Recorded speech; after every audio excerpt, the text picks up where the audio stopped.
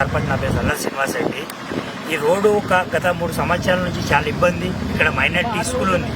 Minority school వచ్చేపోయే వాళ్ళకు తల్లిదండ్రులకి చాలా ఇబ్బంది. చాలా మంది గోతుల మీకు పడిపోయారు. ఇక్కడ నుంచి 2 కిలోమీటర్ల వరకు చాలా ఇబ్బంది ఉంటుంది. రోడ్డు పోవడానికి ఇక్కడ నుంచి 25 నిమిషాలు పడుతుంది. అక్కడికి చాలా ఇబ్బంది ఉంది మా రోడ్డుకి. ఎందుకంటే ఇంతకుముందు వచ్చి గిరిధర్ రెడ్డి గారు, యూల్ రెడ్డి వచ్చి మాకు 2 నెలలు మీకు చేస్తామని చెప్పిపోయారు.